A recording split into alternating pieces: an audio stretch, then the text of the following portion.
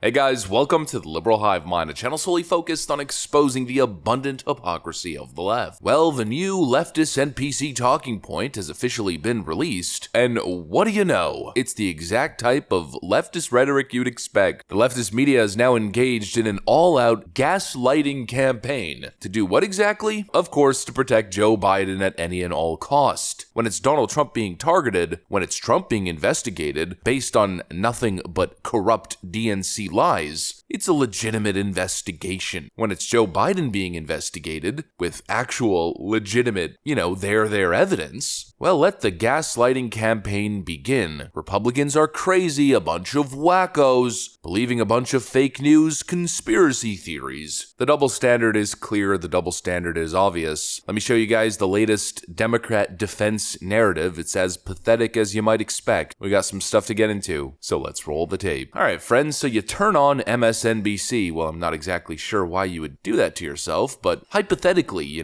wake up in the morning and you turn on MSNBC, and this is what the Blue Ain't On leftists are being fed as real news. And I do believe that there's a lot of smoke, and where there's smoke, there's fire. I sure hope so. House Oversight Committee Chairman James Comer. Can we, next time we do that, can we have the theme song to Green Acres behind? Because I really do think that Arnold the Pig from Green Acres, who, by the way, one of the great characters in 1960s television history. I actually remember Green Acres. Would do a better job. Watching it. Do a better job Runs. than James Comer. I love that moment where one of the hosts, Willie, goes, wait, are you telling me that the informant is missing? Well, we sure hope we can find him. I think they still haven't found him. Finding him? You know why? Because he's an international fugitive. Yeah. You know why he's an international fugitive? Because he's an arms dealer. Because he's an agent of the Communist Chinese Party. That is who James Comer is running with. All to be able to say, well, I don't know. I sure hope so.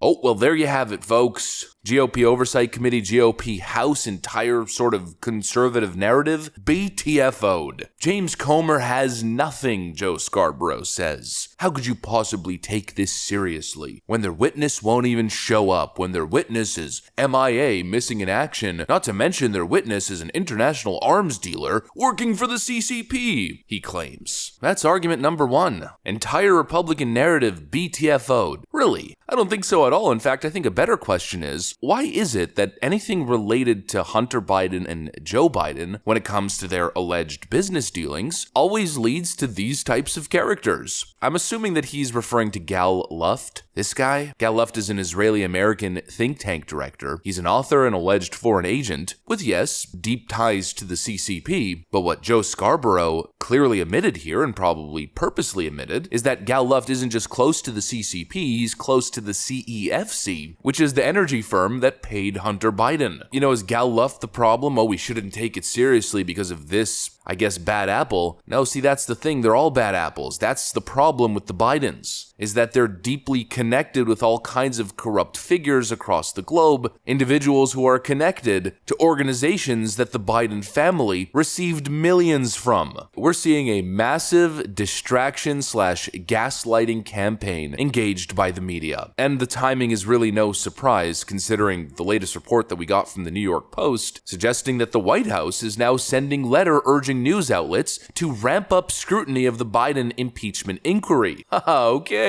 So the media is conducting an investigation into the investigation, and not just a regular investigation, but a biased investigation. In other words, they're scrutinizing every detail in the most dishonest fashion you could possibly imagine upon request of the Biden White House. No conflict of interest there, right? Take these people at their word. When they're not gaslighting the American public, attacking James Comer, and making up ridiculous excuses, they're not doing that while they're challenging Republicans, claiming you guys have no evidence. The whole thing is a witch hunt. Yes, ma'am. Can I just ask, what actual evidence do you have as opposed to allegations to show to the American public that would merit an actual impeachment inquiry of Joe Biden and prove that today isn't just about some of you. Oh, I don't know. Bully Speaker McCarthy for the sake of enacting political revenge.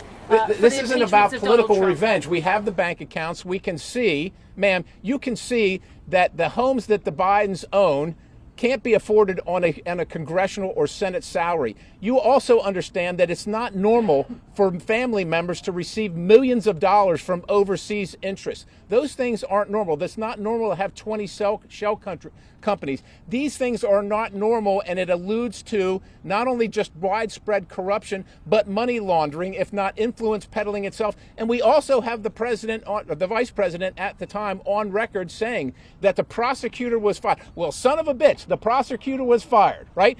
Because the prosecutor was going after the company that his son was working on. That's what we have. If you can't see that, if you are that blind, look, I'll turn it over to the attorneys. People can't see that. They think it's political revenge. It's because you don't report on it.